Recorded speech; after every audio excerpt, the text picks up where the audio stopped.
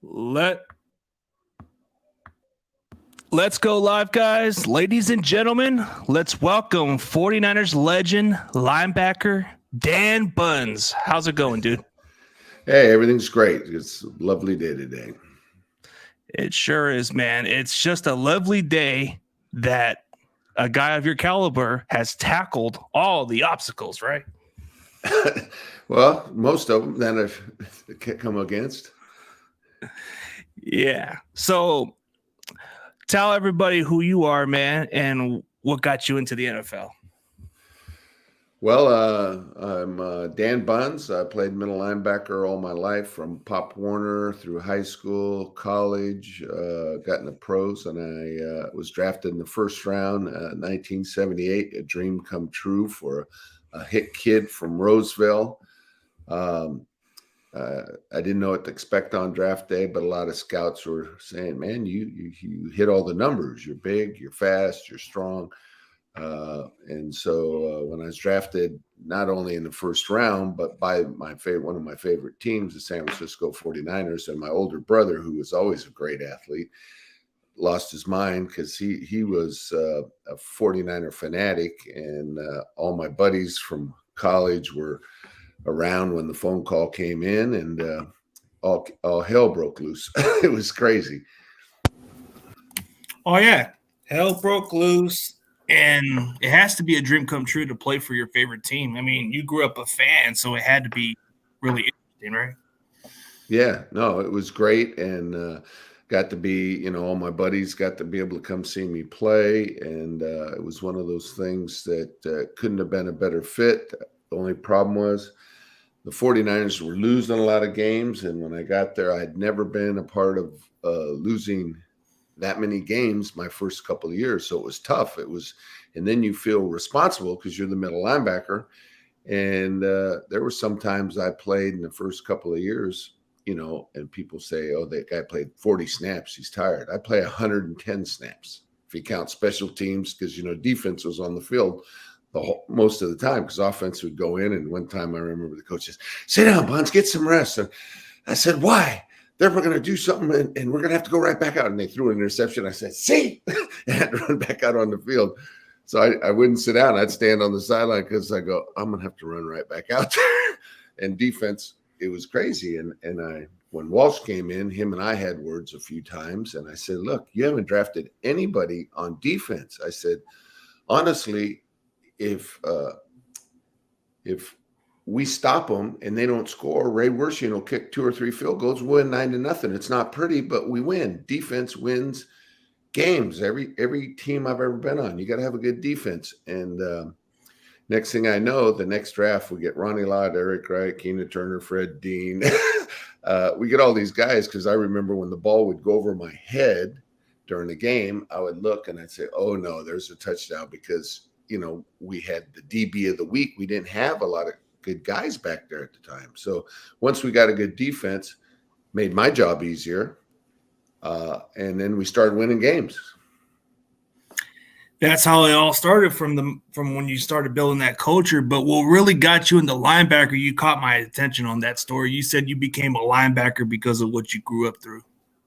Yeah. Well, through adversity, and maybe I was a troubled kid. I had a very abusive fathers, stepdads, and my freshman year, I got punched in the face by my stepdad, got in a big fight, and I ended up kicking him and knocked a tooth out. And that was the last time I lived at home. And actually, a guy named Gonzalez took me in. It was our school coach, and he said, Dan, if you got nowhere to live, you come live with us. And so I moved in with Paul Gonzalez, and he was a coach at the school and a teacher, and he kind of took me into the wing and kind of kept me on the straight and narrow, and I worked my butt off. And next thing I know, I got schools calling me, and I wasn't even going to go to college. I said, I got to go to work and make some money.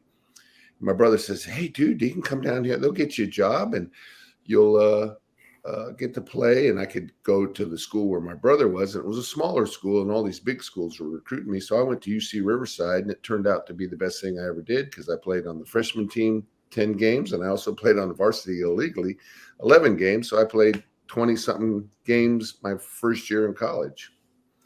Interesting. So you went down to that college, and then you went to Long Beach State, which doesn't have a football program at this point. Yeah, both schools, and we joke about it. I said, I went to Riverside, they dropped the program. I went to Long Beach, they dropped the program. I said, man, we really built an empire, but they don't have the program anymore. But it was good because I had to sit out a year.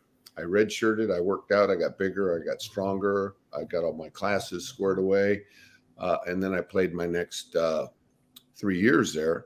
And so I probably played, when I got drafted in the first round, I asked some of the scouts, they said, well, you played more football than anybody in America illegally, but it was a good thing because it helped me become a better linebacker. Yeah, a lot of the playing in college, you played a lot of games, and you became the first round pick, and you were part of this Niners team where it was like not winning like you were saying. But here's this one interesting story that caught my attention. I don't know if this is true, but you came into these events and you would say, don't talk trash about my Niners. Well, yeah, no, we would go out and I'd have buddies, and my family would be out there, my brothers and stuff, and in the parking lot.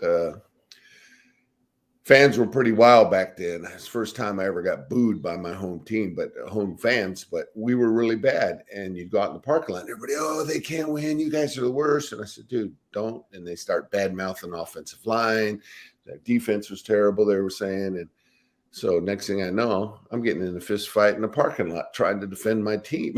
So you play 110 plays, and you come out, and some of the guys on the team back then were going, Bunz, are you crazy? You play 100 and something plays, and you go out in the parking lot and have to fight? I said, well, it's pretty treacherous out there. You don't want to go to the parking lot.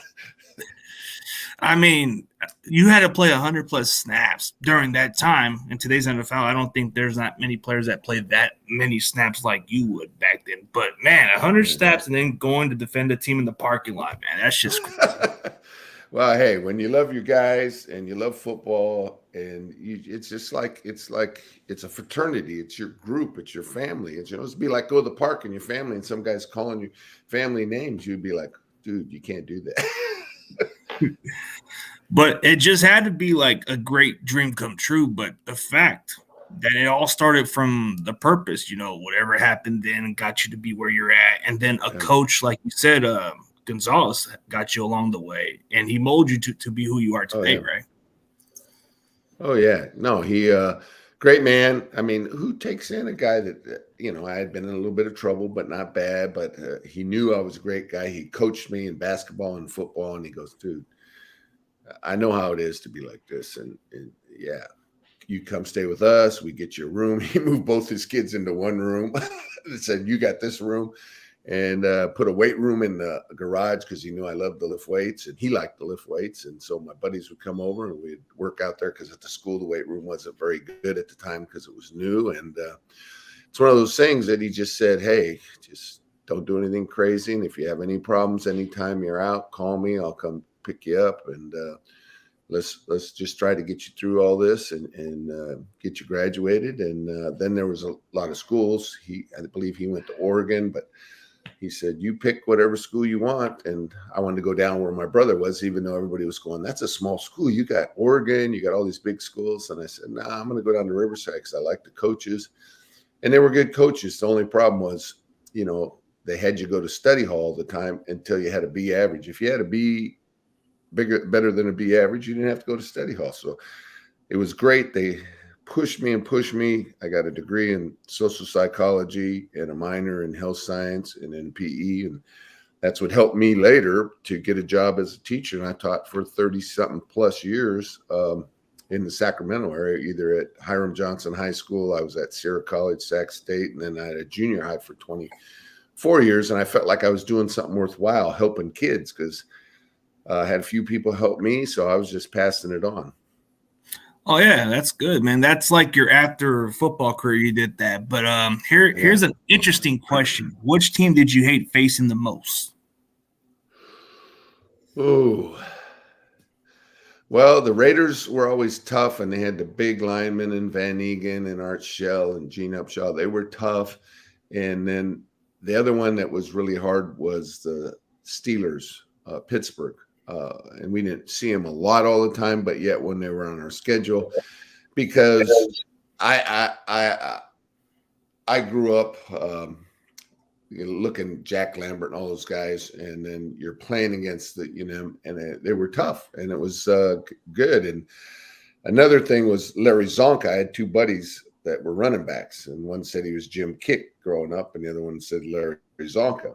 So we're playing New York, and all of a sudden there's Larry Zonka at New York, and I'm going, oh no, he's huge, 260, and he's the fullback, and they're down by the goal line. And this was a play, and we're lining up, and I'm going, you know what? I know my buddies back home are watching this game. I'm thinking in my head, if I don't stop this guy, I'm going to get so much crap when I get back home, from your buddies, they're going to, oh, he ran you over. And sure enough, I hit him right there and stopped him at the goal line. And I pinched a nerve on my neck and my shoulders killing me, but there was like two plays in a row, bam, bam. And I was like, oh dude, that guy's a load. He was 260, but I said, yes, I stopped him. And then when I got home, how your homies or guys are, they're like, hey dude, I saw you cracked them. And I was like, well, I knew you guys were watching, so I couldn't let you down. Yeah, that had to be some memorable moment where you said, I knocked out Larry Zonko on the play, man. Like, yeah, nailed him. Big deal. Yeah. So it was good that him, Earl Campbell, I got to face a lot of the great running backs. Earl Campbell, that he came out my year, he was a load.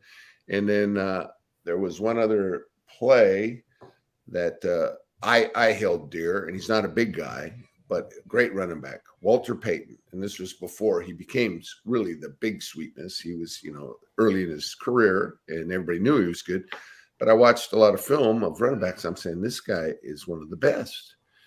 And I tackled him on an inside trap at the goal line and made him fumble. And it shows him, and I had the picture. I found it black and white. I wish I had it right here, where I'm hitting him and the ball's going the other direction. And in the paper that, you're reading the newspaper after the game, and they said, Walter, you never fumble. What's the deal? He goes, I hadn't been hit that hard in a long time. And I said, yes, because that was one of my goals, Larry Zonka and then Walter Payton. I'm just going, this guy is awesome. And then he became the superstar of all times. But at least there's a number of times he juked me. Don't get me wrong. He's sweetness for a reason. Yeah. Those guys, that's how they make their living, and you all get a shot. But I got this one crack on the inside trap, and I just loved it. Did you ever get a crack towards Marcus Allen or not? Yeah, I ran into Marcus Allen a couple times, and he was really good too. And he kind of he had this upright thing, but the other guy was Dickerson. Dickerson was shifty, man.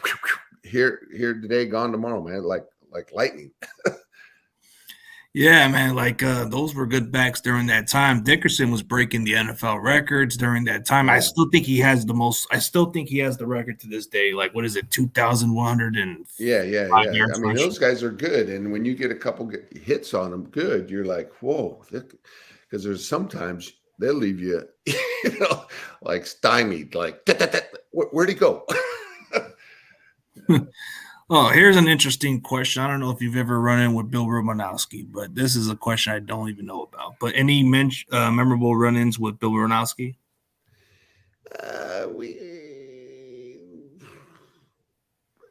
No, I'm trying to remember one, but off the top of my head, no. We kind of got in a little bit of arguments on the field, and every once in a while I know some offensive lineman from Chicago. I got in a couple little, where they're holding you and you're trying to get away, and you kind of throw a right hook on them. Or there was a tight end from Atlanta who held you every play that you had to punch him underneath just to get him to get off of you. It's almost like fist fight, and you try to get away, and then usually they catch the second guy. The guy's holding you, and then you swing at him, and then it's penalty. So you got to be really quick, and the minute the guy holds you, try to get your hands in or get him off of you. And it's almost like a wrestling match sometimes when you're in the line and they're blocking. Yeah, there's some stuff like that during your guys' time. There was just a lot of that physicality, but it wasn't to call on penalties during that time where you can hit the quarterback and all that stuff was legal. But Yeah, the quarterback gets paid all this money, and I've never understood this. And well, because if they lose the quarterbacks, then the scoring, they like the scoring. But to me, it's like, really, you get paid so much money, you never get hit in practice, and you get in the game, and then you still can't hit them. It's like practice. Like, remember how practice, you Yeah. can't touch the quarterback in practice and all that stuff? Yeah, I ran into Joe one time in practice accidentally, and Bill Walsh about lost his mind. I thought I was going to get thrown off the team. They go, dude, your days are numbered.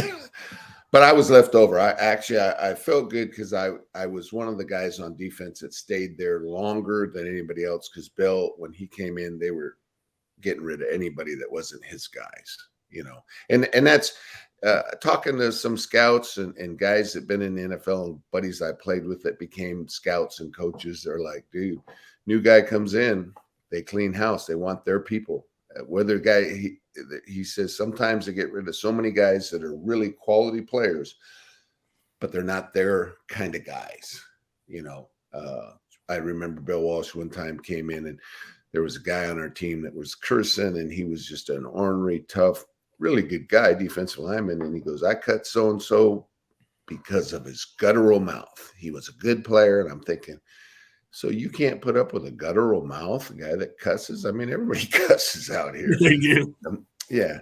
But it was just a reason to get rid of guys that weren't their draft picks.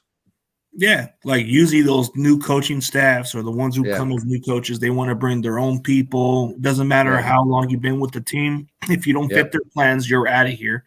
Yeah. So was it surprising that he decided to keep you around? Well, I don't know. I stayed longer than anybody thought because Bill and I had words a few times, and I went into his office, and I actually was cursing and yelling and defending my case for playing. And everybody in the building heard me, and they say, nobody goes in there and does that. But it was one of those things I felt if you had a problem, you go straight to the source. And he was the head coach, GM. I thought, okay, if they're making these changes, I better state my case now before it just get glazed over and shifted off to the side. But that wasn't a good.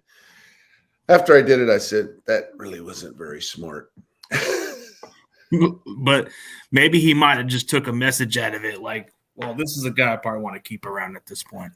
Yeah, I used some good vernaculars. I was cursing up a storm. Everybody in the building said, nobody goes in there. The coaches don't even go in his office. And you go in and say, blankety blank, blank. I said, well, I was a little excited. Wow. So you went into Bill Walsh's office and you cursed him out and told him straight up, like, man, what were you trying to explain to him? Yeah. I was trying to say, hey, put me up against this guy. I mean, I can outlift him, outrun him, out-jump him, out-tackle him. Are you kidding me? And you're bringing this guy in and you're playing him? But, that wasn't a good move. Yeah, you're trying to be the smart ass. Yeah, and then I got moved to outside linebacker, and he says he used to always say I wasn't fast enough, and I said, well, you got to be faster to be outside. So what am I doing out here? And then we went to another Super Bowl. So the first Super Bowl I played inside, and the second Super Bowl I played outside linebacker. So I don't know. And then I went to Detroit, and that was not a good fit at all. I wrecked a couple cars in the snow and got in a couple bar fights, and I said, and it was the coldest place ever in the world to play. And it was almost like the first couple of years with the Niners. We were losing so many games, and my wife was upset. She had our second daughter and said, so you're going to go off for 7 months, live in Detroit, lose, come back, not hardly have any money because they didn't pay much money back then. By the time I paid taxes, insurance, rented the house and the car, I'd come back with about 20 grand. And she says, and you're going to leave me here living on a piece of property in a trailer for 7 months. And I said, yeah, I guess that's not going to work. I mean, you just kept continue on your career, whether it was Detroit or not. But what was your best moment? My best moment would be Super Bowl 16, the goal line stand,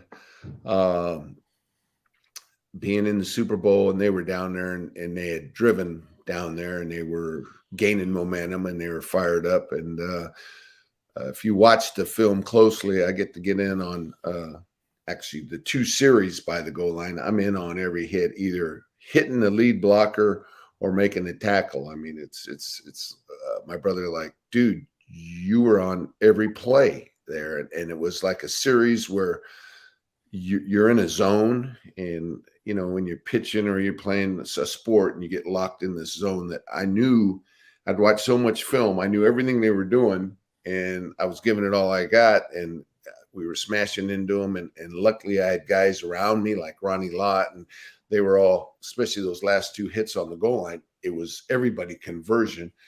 But like Ronnie said, you were the tip of the spear. And even my brother said, you're the tip of the spear on about 8 plays. And just that, when we stopped them, and if you look at the film, NFL films, you can see Forrest Gregg and those guys, they just kind of gave a big sigh like, oh, and it took the air out of them. It was like and he even said it later. He said, we never all year not got, you know, a yard or, you know, a touchdown when you're 6 inches away from the goal line. And we stuffed them as a defense. And it was a testimony to that group of guys were so tight. And everybody had a part. Choma, who was an offensive lineman, played some defense. He got a hand in it. And if you watch the film, everybody is just like mad, crazed dogs, just diving in and smashing into them. And it was a team effort. And that was the kind of team we had. We came from the worst to be the best. And we were a tight group. That first Super Bowl team, I think, one of the tightest. Yeah. And that's one of the plays that doesn't get much mentioned as much, but if anybody's seen the Niners episode of The Faithful, they had this thing called The Stop, and you were on this episode, and you were like the one guy that everybody talks about as that lost treasure in the NFL, where you became the hero of the play. Besides the catch, you had the stop. Yeah, and I've had a lot of guys that say, you know, man, what's it like to have a play named? I mean, actually, the catch, you know, and that's Dwight. And Dwight was a great guy, and he's one of those colorful guys that just brings charisma to, you know, him and Joe were always joking around. So it eased, you know, if there was tension in a huddle or something, and just having fun. And we're young guys, and we're having fun, and we're going out and playing a game we love. And so you have the catch, and then people say, dude, you're the stop. I have people tell me, yeah, you're the stop guy. They don't know my name sometimes. They go, the stop guy. I said, oh, okay. And I love it. I mean, it has to be one of the coolest names to come with the title. Like, anytime you associate yourself with the Niners, they think of the name The Stop. That's just like, shouldn't that be like a little statue or something around the Niners stadium? Like where you make that goal line tackle? I think they need to put that as a first Super Bowl win, right? Because you made that play. Yeah, because they don't get in, and well, the tackle out there, but the whole series down there, they should have a video plus that tackle. People and people say, how did you do that? That guy was huge, and he was coming, and he caught the ball on such an angle that it helped me. But also, I played so much rugby all through college. My freshman year, I went out and started playing rugby, and I said, so what's the object of the game? Well, you outscore them. You knock the crap out of them on the field. Then you have to have a party. You outdrink them, outsing dirtier songs, and then you steal their women. I'm like, what is this game? This is crazy. Because rugby is a different kind of game. You run the whole time, run and tackle. And so I played all through college. I played even when I was in the pros, and Bill Walsh got mad, said, I heard you were down at Santa Barbara playing rugby. I said, yeah. I said, it keeps me in shape, and all you do is run and tackle. I mean, what better game for a linebacker than running and tackling? And so that was where, when I hit that guy, I kind of get lifted up, because in rugby, you got to pick him up and put him on the ground. You just can't hit him and knock him down because you don't really have gear. And so I think rugby made me a better tackler in the NFL. Interesting, because during that time, I mean, you did 2 sports, so rugby was another physical sport, but people don't realize it's kind of very related to football a little bit, because the way they play, I know it's like a different national sport, but it's very physical contact also with they don't put no pads on. Yeah, you're lucky if you get a little leather helmet so your ears don't get cauliflower ear. But yeah, I started playing that back at 73 when I first went down to Riverside, and then I also played at Long Beach State. And plus, then you have a lot of guys like Aussies and Australians and English guys that come to over here to go to school, and they play, and they're awesome because they played all their life and they know the game very well. And they used to always take my, I say, young Don, come here, let me show you, mate. And it was always fun. And then they had all these kind of off-color songs you sing, and it was a kick in the butt. And you're drinking beer. So which one was more physical in your opinion, rugby or football? If you just straight up. Well, football, because back in our day when you had to run through people and actually hit them, you could use your head, your shoulder, or whatever, and you could hit quarterbacks pretty much. But football, more smash mouth. But rugby overall, because you don't have any gear, you get done and you're beat up, your shoulders ache, you're nailed everywhere. At least you have shoulder pads and pads on. But football, man, you get some hits that are back in our day was hellacious. Ooh, yeah, it's different then, a lot different then. Yeah. But like since we picked which team you hated playing against, which team did you love playing against? Well, I love playing against the teams in our division all the time, but the Rams, because I had some buddies that were Ram fans, and I liked the Raiders, even though it was hard to play against them. But I used to go play basketball. We had this basketball tour thing that raised money for things, and a lot of times it was us and the Raiders would play together, and I got to be kind of buddies with them, but yet they were always hard and tough and ornery, and some guys would say dirty, but hey, it's only a penalty if the referee calls it. So let's get out there and see what they call and see what you can get away with. So it has to be within your division. So the Rams were pretty much that one team that you enjoyed playing against, right? Yeah, the Rams drove me crazy. Everybody was out, the Rams, get this. The other one, I forgot about this, was Dallas Cowboys, because when we played them in the playoffs, and they were a little – I love playing against them the most because they always seem so arrogant. And I have some buddies that played for them, so they're probably going to be mad. But I'm like, are you kidding me? America's team. And I still remember the first – in that playoff when Dwight and them, America's team could stay home and watch us play or something. I think it had one of those Super Bowl stories where it had the 81 Niners and it showed. Yeah. I think it was Dwight Clark that said that about. Yeah, I seen that story. You could stay home and watch us on TV or something. But that was good because they came in and the same thing. It was like, oh, we're the Dallas Cowboys. And they had a tradition and they had a thing, but they were so cocky. And to me, it's you can be good and you can knock the crap out of people. But then again, have the humbleness of a true warrior. A true warrior knows what he can do. He doesn't have to tell anybody. You know what I mean? It's just a thing that, okay, I knocked the crap out of you. Thank you. And walk away. Yeah.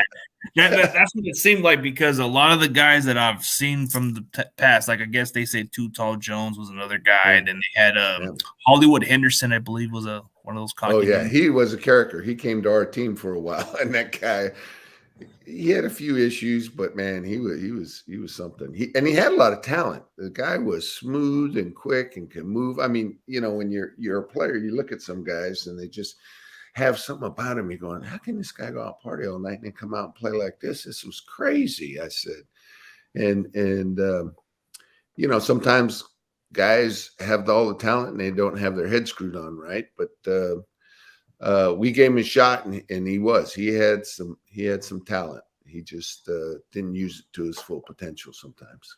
I mean, there's some talent for sure with a lot of these players, but back in those days, you guys had a lot of players from like the Raider players. They would always party and then come out differently. And then you had I think you had the Steelers and Cowboys and all those guys too. But But like, there's a player, I don't know, like Fred Dean, when you guys acquired, like when you guys got him, what was it like to have him as a teammate when he first came in?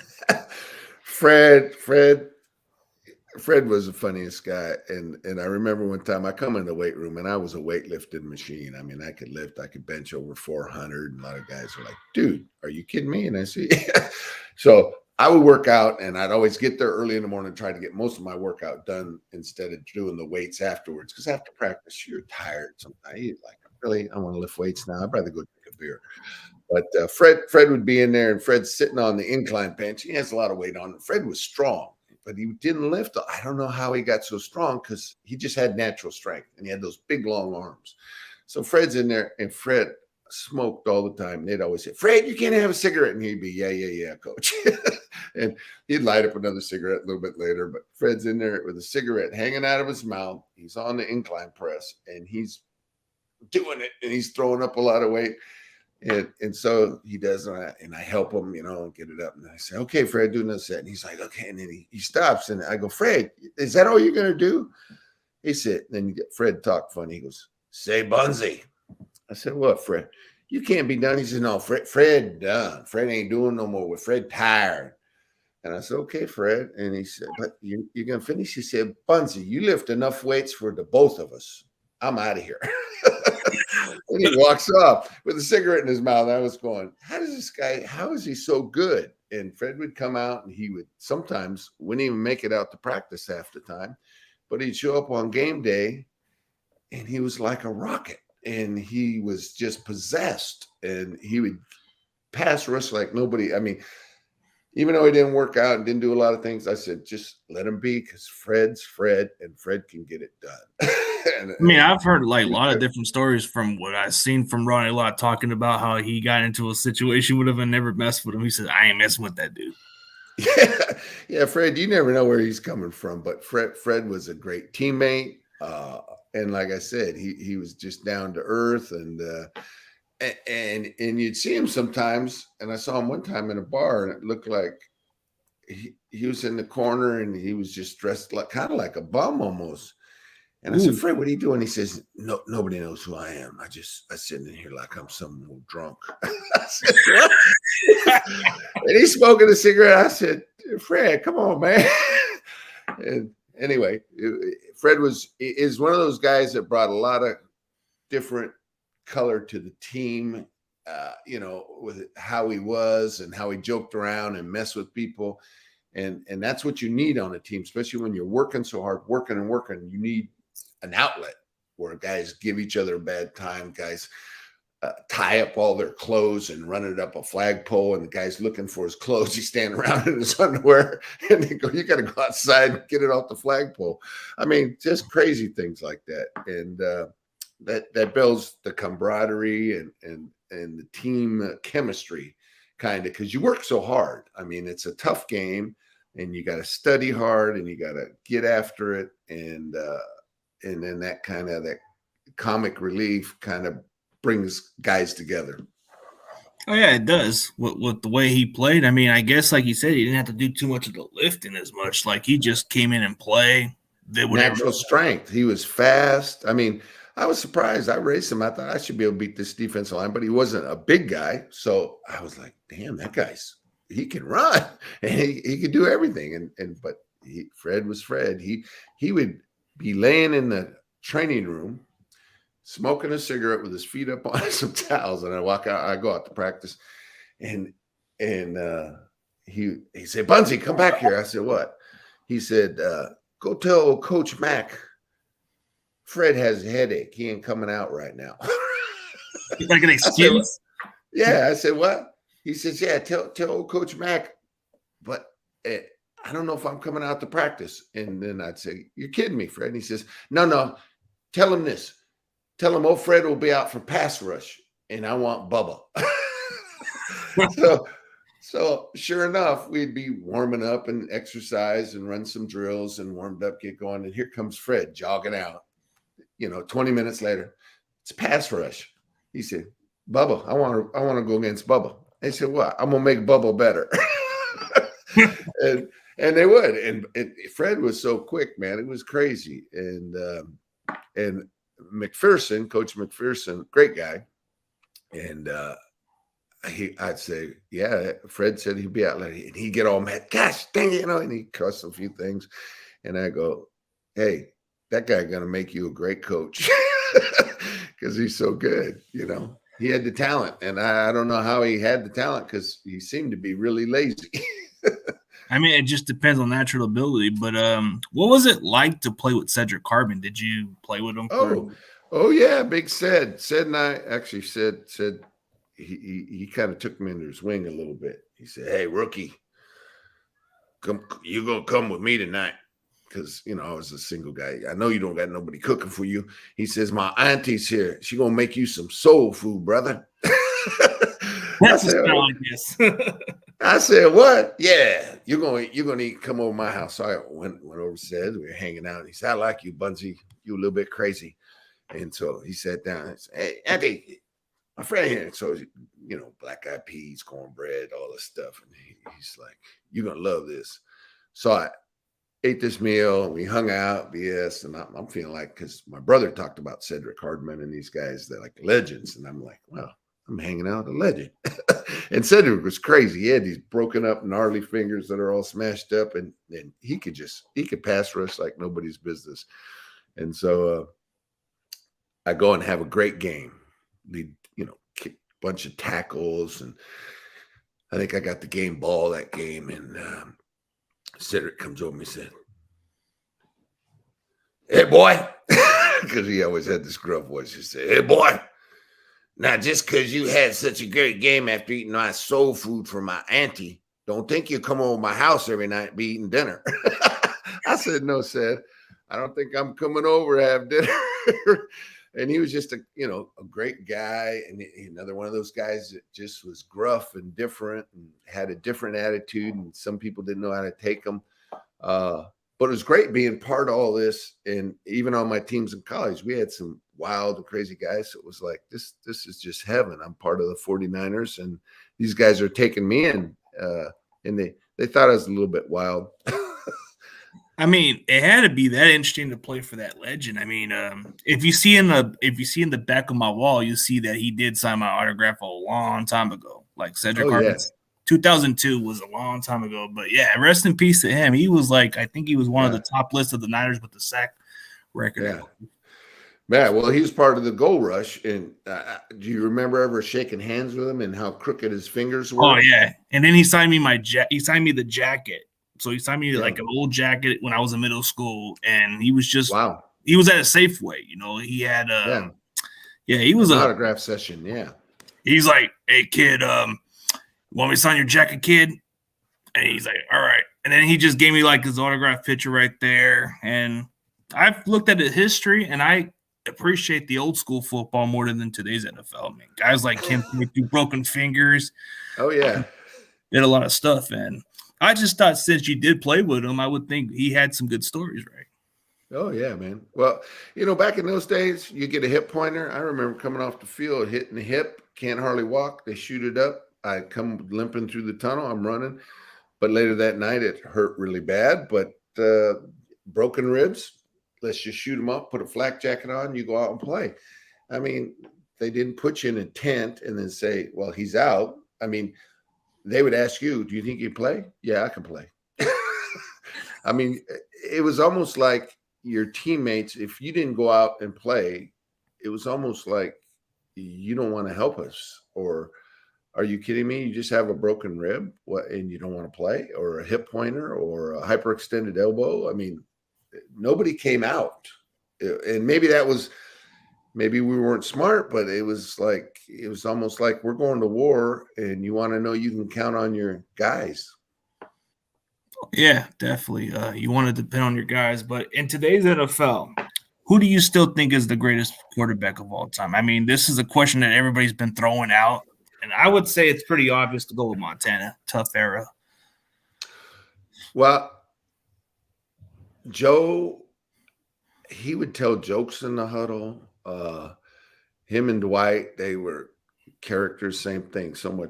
Brought so much color and charisma to the game, and just improvise. And hey, if we can't do it this way, let's try it this way. And he came. We went through some tough times where he didn't have a whole lot of O-line at first, and He could do it with his feet. He could throw, and he was just, they didn't call him Joe Cool because he was stressing out. You could see when guys come in the huddle, even on defense, if you look in the guy's eyes and they're scared, I mean, even on defense, you're like, oh man, they're running up. You can't be there. You got to be like, come on, we're gonna, and on Joe's side, it's got to be calm, like, hey man, come on. John Candy's in the stands and tells a joke or something, and it's like, okay, we're in the middle of this game, and he's joking around like it's play. It's like you're playing out at the park, with your buddies. And if you can come in with that feel but still be focused, then it's like, okay, he ain't afraid of nothing. He's just chilling. And so I think Joe, I have to say that because he was on my team. I like him. Young, I played young. I got to play with Plunkett. Get to hang with him a little bit. Then DeBerg, then Joe, then Young. And so I got to see them all. And I think Joe just had a lot of charisma and had a lot of just football swagger. Oh yeah, like his personality, like that's what people said about him. Like he's a chill dude, but he's kind of like a serious kind of person. But what was it like to play with Jim Plunkett before he even went to the Raiders? Well, it was great. I went over to Jim's house one day. I got invited. I don't know why, because I was a rookie and I was a little bit wild, and they were like, dude.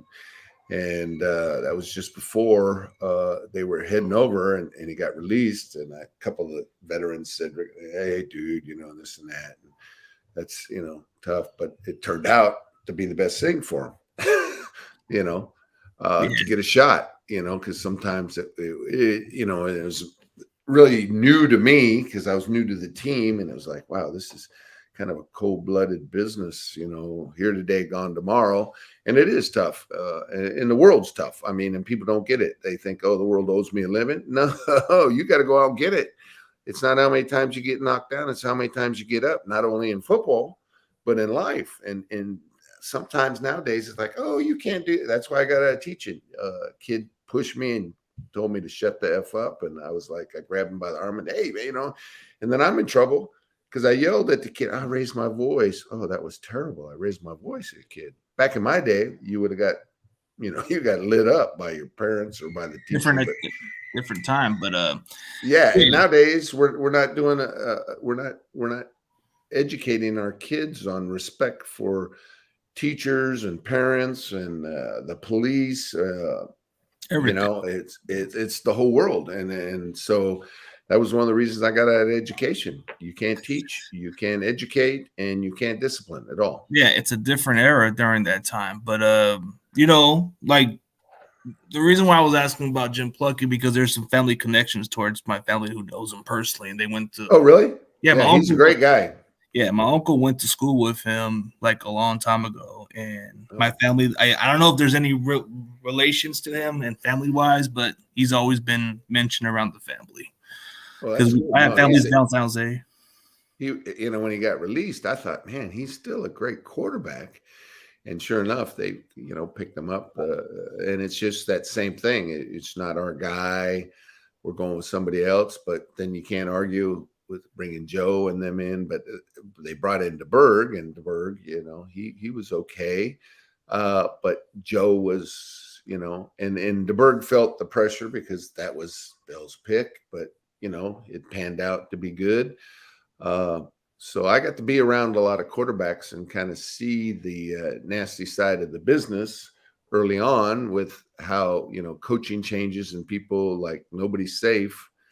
If you're not their pick, then your days are numbered. I went into Bill's office, and that's because I said, you're getting rid of everybody. Why don't you cut me free right now so I could get on with the team early rather than later? But then they kept me, and thank God they did, or they might not win that first Super Bowl. Yeah, you got to give credit where it's due for yourself. You made an outstanding hero play that still stands in today's Niners history. I mean, I would think they should make a statue or something kind of like how they did with Dwight Clark. Make a play where you made the tackle or something. I would think that that would be the proper way to have your legacy there, is in the museum where you made that I tackle. would love that. I commit you as the committee man. I mean, speaking of what we were saying earlier, like the kicker, wasn't that his nickname Hacksaw or what? Oh, the linebacker, Jack Reynolds. Oh, Jack Reynolds. Oh, I guess the nickname. I guess your kicker Ray Warch was called nickname Hacksaw. I don't know. No, Hacksaw was Jack Reynolds, and God, what was Ray's nickname? God dang it! I used to line up right next to him on the kick. I was L1, go down and bust the wedge. That was one of my jobs. It was like, okay. And Ray goes, Bunzo, I like having you here, because Ray wouldn't look, he'd be, he had all these superstitions. And Ray Wershing, great guy, great teammate. But, even looking down sometimes, on the field goals and stuff and extra points and, not looking up. And when I was blocking, I was always the wing, and he goes, yeah, I feel really safe with you there. I don't even have to worry about anybody coming in, because you have to double bump when you're the outside wing. You catch the inside guy, and then you got to sometimes dive out to get the guy coming off the corner. In practice, we'd have guys trying to get by, and he says, Bunzo, they don't even get close. You're the man. I don't even worry about my leg side, so you're okay. So. Okay, so that was just the linebacker name. I guess he must have mistaken the kicker's nickname or something. But no, the linebacker was Jack Reynolds, and he came and he got that name because Jack was a little mental. He used to put all kinds. As a matter of fact, Jack and I almost got in a couple little arguments because he stored stuff in his locker like it was some kind of storage bin for car parts and uniform. And so it started spilling into my locker. So I got mad when Dad threw his stuff out, and he started giving me flack, and I slammed him into his locker. But he didn't want to mess with me. But he got the name Hacksaw because he is, and you got to be a little bit off to play this game. He got mad, and he sawed a car in half, an old junk car. And so that's how he got the name Hacksaw Reynolds. He sat out there for I don't know how many days and hacksaw a car in half. Damn, so that had to be the nickname. But he started off with the Rams, and then he came to you guys at the end of his career. But yeah, Jack was fine. I liked playing next to Jack. He wasn't the biggest guy. He wasn't big on stature. He wasn't the most. Couldn't lift a ton of weight, but he, was okay. But he would never make a mental mistake. And in football, mental mistakes kill you more than the physical ones. And sometimes because of his size and stuff, he might get blocked, but Jack would never make a mental mistake. And it would drive you crazy if you ended up playing next to a guy that didn't know the call. Because if you don't understand the responsibility and the integrity of the defense, it's compromised. And if you're at least at the right spot and maybe not the physically tough or whatever, it still works. You know what I'm saying? Yeah, it still works because of the way he played. He didn't make too many mistakes. He was crazy. He would throw his body anywhere. He would even spin around and let him run into his back. He would do whatever it took to plug a hole. And it was great having him as a teammate. And I called the signals originally, if there was a problem, he could help out. A couple times I got dinged, and it all worked together. I guess you guys had a really good, crazy relationship on the field, so that had something good impact on the team. Oh, here's an interesting question. It's probably outside of football question, but I guess he's asking, what's your favorite beer? Favorite beer? Oh, is beer. Well, honestly, I like a good. My father-in-law was English, and he used to pour me Black and Tans, and Black and Tans was the military back in the day. Black and Tan uniforms they had, but it was a Guinness mixed with a lager or an ale. But yeah, I like a good port, old style dark beer. But I also like IPAs, and we got a lot of brew pubs out here in the foothills of the Sierras. And I go to a lot of these places and they brew their own. And my son-in-law, we brew beer together and we made some really good beer. So I don't know. I like lagers, I like IPAs, but sometimes just to sit down with a nice black and tan or just a plain port type dark beer, it's nothing better. Oh yeah, A absolutely. little Like coffee and chocolate. yeah. Oh, so speaking of Dwight Clark, did you visit his ranch before? Dwight Clark, no, never got to go up there. Oh, we did once. Back Eddie had us all fly up when he first bought and kind of the whole thing. Just once, but it was brief and in and out and doing a lot of other things. Yeah, so I got to go up there once. Okay, so it had to be a nice experience before he passed Oh away. yeah, it was. All the guys were up there and that, and yeah, it's beautiful. I got some relatives just moved back up to Montana. I have 14 acres out here in the foothills. We grow lavender. We have horses. We got chickens. Like I said, we're kind of Okies, but love it out here. I'm a country guy. Oh, you gotta have it. I mean, even with when you were younger, you had the look of a younger cowboy with blonde hair and all that. I mean, yeah. So what do you think of turf fields? Do you think that they should have no future in the NFL at this point because of turf fields are financially, I think, cheaper to maintain than grass. And the problem with grass is if it does get muddy or it doesn't have good drainage, that's a problem. But I would rather play on grass anytime. Turf, some people running backs and other people like it because you can cut and grip. But there's so many knee injuries and problems with it. I mean, I've been running where I just trip myself, stubbing my foot on the turf because it grabs so quick that you're like, whoa. And higher risk of injuries. That's what happens with turf fields.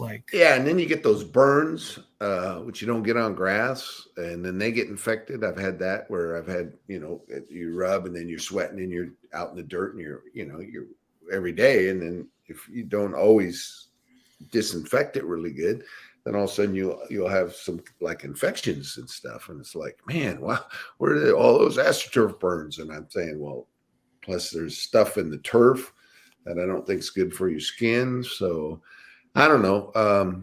I'm a grass guy all the way. Yeah, natural grass field. I can understand the difference because when you play on the turf field, it's just the difference of how they had the material. It's just you can get your cleats stuck in too, which is Well, the other thing is when we first got Candlestick had those fields and they had concerts, so you got these big trucks and things compacting the mat that's underneath the turf. And then, so they called it Candlestone. And there was a couple times where I got thrown down with the pitcher mount. They used to put a plate with carpet on it. And I got my bell rung numerous times because I got hit. And when you get nailed down, you hit the ground and it's harder than the tackle. It's like, oh my God, what this is like cement. And then I used to have to get my arches shot up because I had somewhat flat feet, and playing on the field, it was so hard that my arches started to drop. And I talk about pain. So I not only had to get shots in it, I had to get it taped up to hold my arch up because it was like playing on a cement field with just throw down a rug. Oh man, it had to be a lot difference. But so after football, you decided to do like teaching education. So what was that transition from on the football field to teaching? Well, when I first got out, I was running my sports bar. I had one of the first sports bars in America, really. I was the first guy to come out with the concept. I did a bar and I said, we're going to do all sports, all TVs. I mean, I saw one, there were very many out at the time. And so I did all TVs, and then on weekends, rock and roll music. And we ran that. And then I had a partner run it. He ran it into the ground. And about partners, they very seldom turned out to be honest, it seems like. And so that I got back, and actually I was a bartender and was trying to save my restaurant. And then I got out of that, sold the building, sold the business. And while I was doing all that, at the same time, I was going to night school because my brother said, man, you're so good with kids. I said, I wasn't even that great of a student. I was a little bit lazy. And I don't know. I didn't even like teachers when I was in school. Well, he talked me into becoming a teacher. So I went back and I got a high school credential, junior college credential. So I taught at the junior college part-time. And he says, no, finish your high school credential. So I went back and got the high school credential, and I had a history degree. And in college, they were saying, why are you taking social psychology? And I said, do you want to be a psychologist? I said, well, no. I want to know, with my strange upbringing, why I'm so crazy, so wild. So I took social psychology so I could analyze myself. And so I got a social psychology degree, a health science degree, and I ended up getting a PE credential. And then I went back and got a junior college credential. And then after that, I had to go back, and I said, I can't believe I'm going to this much school. I went back again and got a high school credential because they wanted me to coach at the high school level. So I coached at Hiram Johnson, kind of inner city school, downtown Sacramento, and coached there for a while. But then my daughters started playing basketball, and they offered me the head job, which I kind of wanted. And then my wife says, honey, your kids need more time with you. You're gone coaching all these other kids and taking care of all these other kids, and you're not really spending more time with the kids. And so I thought, you know what? I wanted to have kids. My first job is to my daughters. And so I started following them in basketball. And the guy goes, you're offered the head job. I said, I know I told you I wanted it, but I'm going to pass. And I retired from coaching, got out of that, and then just got my junior college. After junior college, I got that high school and junior high credential. And then they offered me at the best junior high in Sacramento. And I thought, wow, I went and saw the school, and I Sutter Junior High in downtown Sac. And I went there, and the rest was 20 something plus years, almost 30 years teaching junior high. And then when education changed, that's when I said, it's time for me to get out. There's no respect for teachers and discipline. And my deal is always discipline. Yeah, discipline, all that stuff. But hey, it was a tough transition, and then you put your time for your kids first. But did you eventually become a head coach at that point, or no? Never got it. I missed it. It was right there, and I sat there, and my wife looked at me, and she was like, honey, and I was kind of going, you know what? You being a dad, it's all about the family, and that's what you said. And I said, yeah, you're right, babe. So I said, it was kind of my dream. It was kind of like when I retired. I was in Detroit. They offered me a contract, and you come back home. And my wife said, okay, you're going to be off. I got 2 babies here. So you're going to leave me here on the property with 2 babies. And I'm going to be working. You're going to go to Detroit, be gone for 7 months. And so are you going to be a father, or are you going to be a football player? And that was tough because I wanted to play football. And I said, okay, I'm going to come home. I'll be dad. And so I came back home, and I was bartending and trying to get a job as a teacher and a coach. And next thing I know, it was good. It was good reason, because I've had buddies that played 10, 12 years, and they have 14 different surgeries. And I have a few surgeries, but yet I think there's a point where you're beat up enough, and maybe by stopping earlier and not playing another 2-3 years, maybe I'm in better shape and healthier. And, I don't have the 14 surgeries. I got 2 or 3, and that's about it. So, and my body aches enough when I get up in the morning now. I mean, a lot of the hits, yeah, at some point your body aches and all that stuff. So it's like, but I guess you just did what was your purpose. But when you look back in time, do you feel like this was the best decision you ever made in your career in general? Or do you feel like, hey, I should have did something different then? Well, I think in education, and now that I'm retired, sometimes you don't feel worthwhile because you're not out impacting students. And I've had people come to the ranch, because like I said, I taught for 30 plus years together, if you count Sierra College, Sac State, Hiram Johnson, and everything. And this lady, really nice looking lady, I was like, whoa. And they're at the lavender farm because we grow lavender, and they cutting and picking. She goes, do you remember me? And I said, I'm sorry, I'm blank. I'm so-and-so. When I heard the name, I go, oh, you were. And she goes, yeah, you're the one that they weren't letting girls play a lot, do weights lifting in the weight room. And you said, my daughters lift weights. I want girls could sign up for this class too, but the rule was it was only for guys. And so I made that change. And she goes, from there, I became really strong and I became a great volleyball player. And I went to college and I did this and that and was an All-American. I was like, oh my God. She goes, I think you changed things for me because I got stronger and better. And so when you get things like that, or kids that said, yeah, you got on me, and now I'm a teacher also, or I'm doing this for kids, and it makes you feel good that you helped. And that's what Paul Gonzalez, the coach, took me in, and he helped me to do better. And so now I'm helping other kids to do better, and it kind of makes you feel like you're viable, like you're doing something worthwhile. And now that I'm retired, every once in a while, I'm like, man, maybe I should go back and substitute once in a while. I know you got enough work here. You got grandkids. You got this. Just relax, I mean, living that life, man. I mean, yeah. You can tell a lot of those stories to your grandkids, and they'd be like, man, I guess my grandpa was something. Yeah, it's passing it on. It's passing it on and helping them, one with discipline, respect, and you're not going to talk that way. Don't talk to your grandma that way. It's just, I don't know. And if more people took it serious about have these kids growing up, and you got to be an impact, not only the parents, but the grandparents it should be a family thing. And I know everybody doesn't live near their kids or the grandkids, but that's my thing is, how can I make this person a better person? And you got to do it by example. Better example is the best way to go. And plus the way you come from, I mean, dude, this was a different time. And I guess the time you retired, it was just understandable because the discipline's way different. Like this generation, they like to take full control of everything. Now we don't have no way of proper respect to them no more. It's like they can get away with stuff these days. Yeah. Yeah. But if you put things on them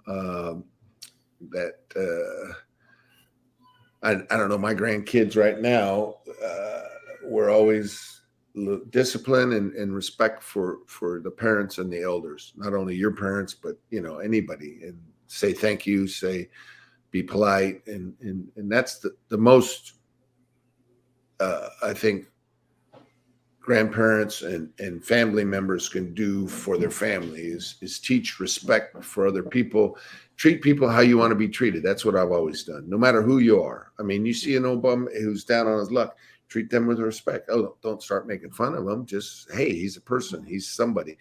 And until they show they don't deserve respect and they act crazy, then you can say, I don't need you. I mean, you just got to be kind with them and show the proper way. Yeah. I mean, the era I came from, during that time, discipline was necessary, but now it's just at a certain extent, like, you just can't do it no more. Like, because a lot of stuff where you can't do the spanking, the other stuff, because nowadays it gets reported as a child abuse, and there's just no other way to explain it. It's just hard. No, that's how it is. At the end of my career, one person, when I grabbed the kid after he pushed me, he looked at it and said, you take your arms off me, I'm going to sue your ass. I'm like, what? But he already attacked me. And then the principal was good. He said, once you pushed him, he had to defend himself. So he had to grab you because you were being violent. And actually the kid had been in 2 fights. So then they were like, okay, yeah, this kid is a little bit crazy. So because to me, when he did push me, I kind of laughed because I said, okay, it's kind of funny that you're 5'7" and I'm 6'4" and you're trying to attack me. I don't think he knows who you are, man. I mean, if you were to go back in time, watch the videos, man, I think he would think twice about messing with you. Well, I had some kids in junior high said, dude, don't mess with him. I said, what do you mean? They did. They showed him the video. They said, he rocked that guy. Check him out. He's in on all these hits. He said, he don't play. I mean, in your mind, you still do. Yeah. So I got some respect from actually some of the hard kids that were in my classes that were like, dude. And so when they saw that, they instead of just being a teacher, they said, dude, you were, kind of, it gave you, I was put up higher on the level that they were like, okay, hey, all right. I mean, dude, it has to be that great for them to even appreciate what you've done. I mean, even Yeah. like in some ways, man, you've impacted a lot of these kids. You've impacted professional football. You got to live your dream, man. It has to be like a rare story, you know? Like you come from growing up as a fan of a team, you get drafted by a team that you wanted to play for. Yeah. Then you go on and do some great stuff, man. So that has to be awesome. No, I enjoy it, and like I said, your Gonzalez. If it wasn't for Paul Gonzalez, I don't know. Maybe I would have went down a different path. And so I give credit, and I mean also my older brother. He threatened my life. You know, he says, "Bro, you need to buckle down and do stuff. You know, don't give this your best shot. This is your way out." And I'm like, "Whoa." And so between the two and, you know, other coaches, basketball coach used to get on me, and this guy and the track coach. And so if it wasn't for teachers and for other people stepping in and not going, oh, he's the lost cause, just try to always impact somebody and lead them in the right direction, could have been a different story for me. Yeah, absolutely. Like, I think your brother being the influence was the reason why you got to be where you're at. Like, you know, you told me something about how your brother wanted you to do better, right? Yeah, well, I told him at one point, he says, sorry, I said, you were president of the high school, you were almost straight A student, honor roll, you played every sport, you were all everything. And so I come in and they're like, oh, why aren't you like your brother? I said, if I get a C, I'm happy. If I get an A on a test, I might screw around for a while. So I just did what I had to do. And then like my senior year, that's when I did get all A's and B's. And my brother said, what'd you do? I said, I worked my butt off. And he goes, well, why did you do that the whole time through school? I said, I don't know. I just didn't really. The motivation. And it was, he apologized. He goes, I'm sorry that I was so good at everything. And he had jobs and he worked at the post office. He was like the golden child. And I was like, well, they want to check your brother because I'm not my brother. And you got in a couple fights. Well, I don't care. So, you know, it's always living up to something. And he feels bad. He's like, dude, I'm sorry. I didn't realize I put so much pressure on you. I said, well, you did. And then my other brother was a biker. He was like, made chop motorcycles and made them into Harley, you know, and easy rider, and was wild and crazy and did all the things that the hell's. I mean, actually, one time I came home, I was living with him for a while. There's like 60 motorcycles in front, and all these guys came out with HAs on it. I was like, whoa, this is crazy, you know, and I'm just a kid. I was like, wow, what's going on here? I was actually scared to go in because there were some shady looking guys coming out of that house. Oh, no, like the motorcycle gangs. Yeah, I heard those. Yes, it was just like the movies. You see the movie and it was like, oh, man. And I'm living at his house. I'm like, whoa, dude. Biker gangs, man. You know, they're no jokes. And so, but I got to come in contact with so many different aspects of life. You know, my brother worked at the post office, did this. The other one was the Hells Angel biker guy. Paul Gonzalez was the coach and thing. And his parents had the Mexican restaurant in town, Carmelitas in Roseville. I used to go there and eat all the time. I love Mexican food. And I used to go in there and they would make me whatever I want. Danielle, what do you want? Chili relleno and some carnitas. And I got whatever I wanted. And so I was fortunate in that case because I could go there anytime and they love me and I would help do stuff there. And so I had all kinds of aspects of my life that you mold them all into one thing and it just helps you get to the next level. Oh, here's a really good question before we get to the this one. Have you ever been to the Niners, been able to give current team a speech? Me? Go talk to the team? Yeah. No, I never have done that. I mean, it's kind of, hey, you can't go wrong with Mexican food, man. It's just, anybody who don't like Mexican food, they got a problem with it, man. Like, oh, I know. Hey, my wife knows it. She goes like, really, twice a week? We got, you know, and I got a place that I go to in Lincoln that they make good chili rellenos fresh, and I like those, and I like carnitas, and you know, fish tacos. There's another place that makes really good fish tacos and crab tacos and shrimp tacos, and God, I mean, Mexican food it's a staple of my life. Hey, like carne asada, all the other stuff we put into, you know, we put in the burritos, you know. I like the breakfast burritos mostly, like the way my mom makes it. Oh, yeah. Usually homemade's better before I even. Yeah, homemade's great because I grew up. Well, the first fight I got in first grade was with I mean, I lost that fight pretty much, kind of, but that was the last fight I ever lost.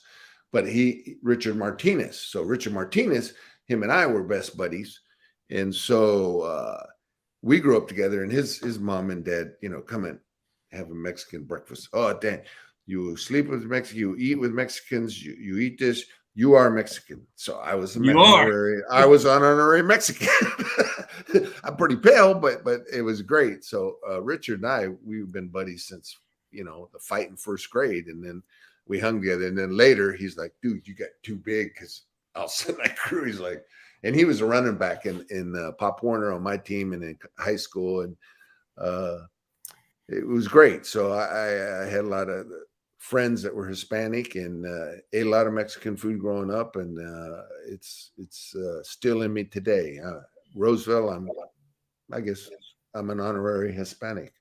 Hola, ¿qué tal? ¿Cómo estás? I mean, it has to be that great to even just say that you enjoy the culture of the food and all that stuff. Oh. But yeah, you can't go wrong. We can go all day with Mexican food, but let me ask you one more question before we end this. Like, okay, so you look back at this play, okay, like Dre Greenlaw, maybe a few years back, he made this tackle on Seattle. Did you ever look back at it thinking that this was exactly kind of similar to what you did, or not? Well, yeah, I was right down there, and it was like, oh man, and for him, it's the same thing. You got to make the stop, but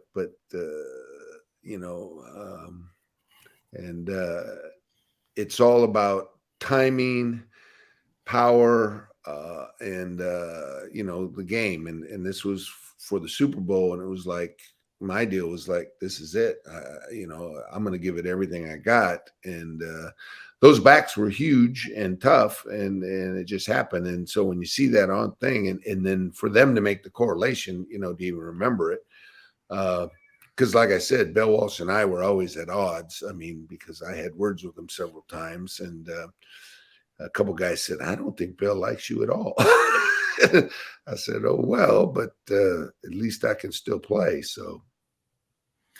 Yeah, it's not about being liked. It's about getting respect, realistically. Yeah. But yeah, that's everything in life.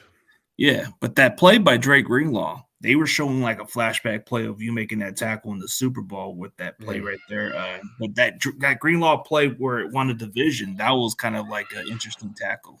Yeah. And if it would have been in the Super Bowl, they would have really freaked out. Yeah. But hey, you got to at least – I mean, if you watched the entire last play during that Super Bowl play, you were everywhere on the field. So yeah, it was one of those things where, you watch so much film and you get down to it, and maybe things haven't been going great, but yet it was like I knew everything that was going to happen. It seemed like I was at the point of impact, whether it was the lead blocker or the play in the flat with the back, or it's one of those things where you're just at one with the game. And I don't, it's kind of like you're not even thinking. It just happens, and you're in a zone, and not too many times you get in a zone for 4, 5, 6 plays in a row that are like bam, bam, bam, bam, bam. And then the final thing is they don't get in, and nobody believes it. Nobody their team didn't believe it. Even our coaches were still like, oh my God, I can't believe we did that.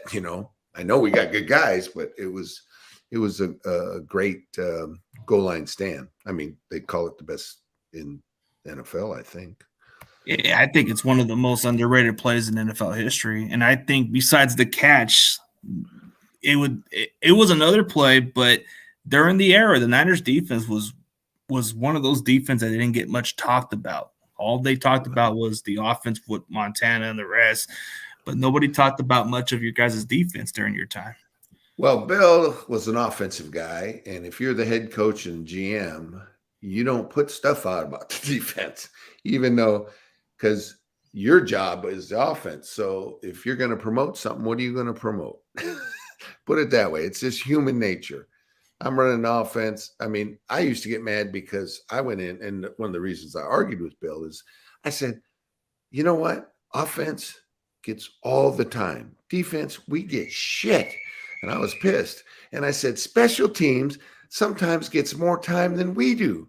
Well, he says, yeah, on that day we do more special. I said, no, most of the time we're either at the same or they get more. I said, I've never been on a team. You win with defense. If they don't score, you just got to kick a field goal. Come on. Are you kidding me? And so we had this big conversation, and I was pissed off because, if a play messed up on offense, you'd rerun it and rerun it and rerun it till it was perfect. On defense, all right, move on. And I was like, I've never had coaches like that. I always had defensive-minded coaches, and defense was key. And I was like, that's why I got mad. And maybe it helped because actually the year when I yelled one time before we drafted Ronnie Lotner, right? That's when we drafted all those guys and got actually a defensive guy because I said, you haven't drafted anybody higher in the 8th round on defense. And I was pissed about that because it's supposed to be a team. And it was. Offense got everything. And if there was any accolades, offense got it. And we were just an afterthought. But we had great guys. I mean, look at the guys we had on deep. Ronnie Lott, Eric Wright, Keenan Turner, Fred Dean, Big Hands Johnson, Louis Kelcher, Pete Kugler. I mean, guys that didn't get the respect that they should have got, I believe, was our Ricky Ellison was another guy that was like a really under the radar player, and he was another great guest I had too. He talked about how this defense was underrated in his opinion. Didn't get talked. Oh yeah, no, we didn't get no pub. I mean, it was a different time. Like when you guys, like, okay, besides the first Super Bowl, was it like pretty fun to just go into against the Dolphins and just beat a top team like Marino, like that? Oh yeah, no, that's all they talked about was Dan Marino, and we had a great defensive plan, but we played the extra spy and 5-6 DBs, because they're throwing the ball, and it changed kind of the complexion. It kind of bothered me because that meant a lot of times I wouldn't be in as much, but I got in, when if it was short yardage and all that. But with playing at all the defensive backs because they had so many great receivers, it was a kind of a different game. It's like I didn't feel like I really did a lot in that game. But when you got in, you had whatever you had to do to your best of your ability. I mean, in that game alone, you guys just beat the brakes out of the Dolphins, and it had to do with the defense stepping up too. So, well, the pass rush with those guys, and then we used Fred as kind of Fred Dean. Not only would he be down, he would get up and move, and he'd get up and be a linebacker, and then rush from there. And so we changed the defense a number of ways that was similar to our defense, but then this thing with Fred. Because Fred could come from anywhere, and they had to account for him. They had to at least have 2 guys to count for him, and that helped. And then Big Hands and Johnson and Louis Kelcher, the guy that huge hands.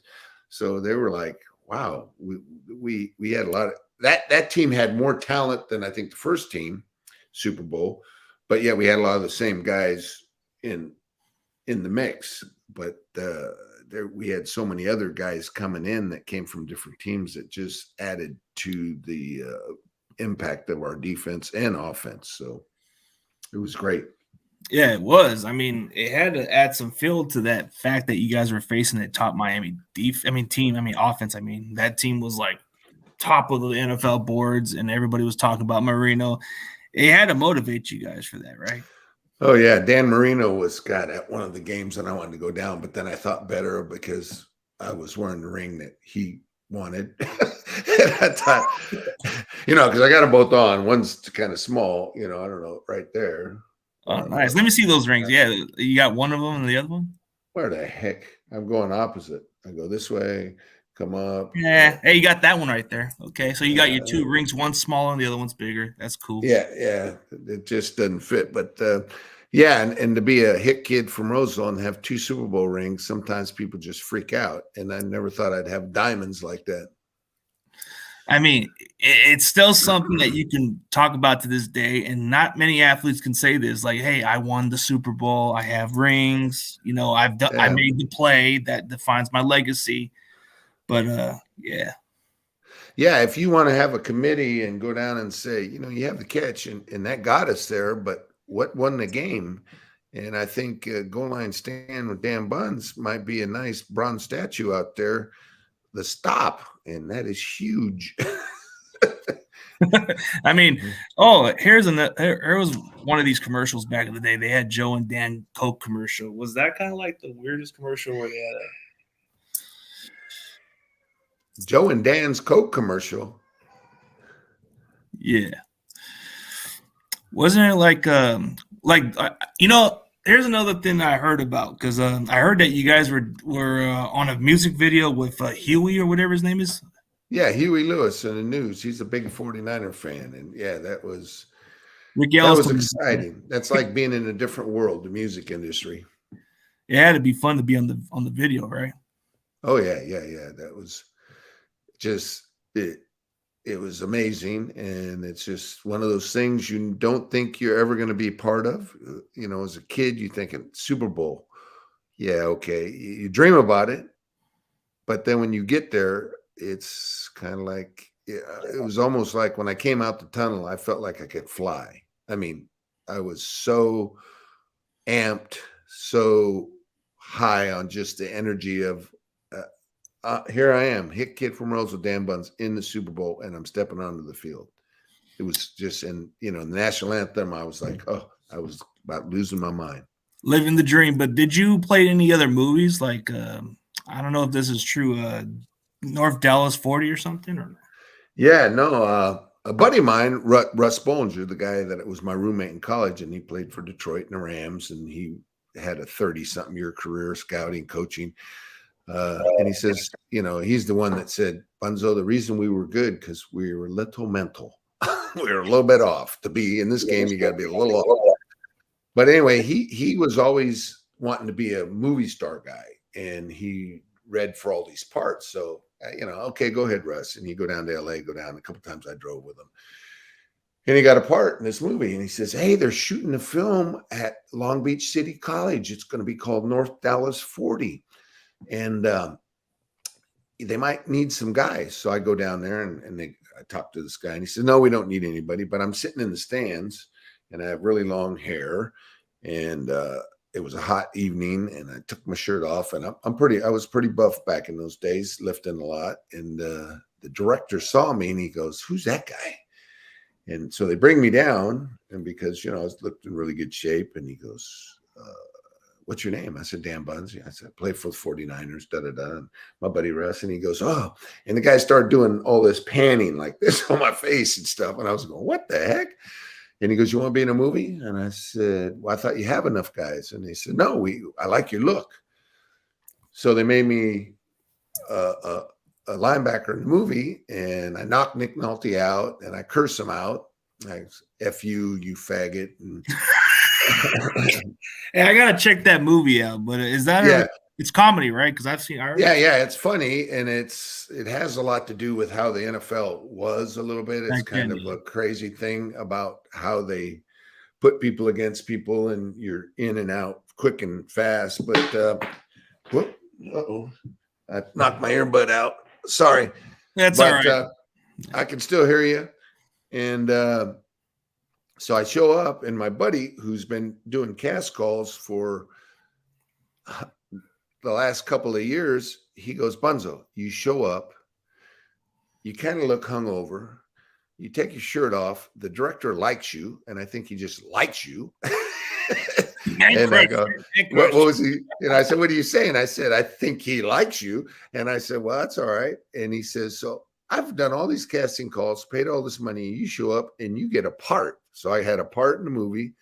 I got a script. He was so mad. He goes to the thing, and when we doing the movie, they brought me in, and Russ had one little line where he was yelling, but it didn't come out very clear. So not only do I get a part, and I got a thing, and I get a trailer.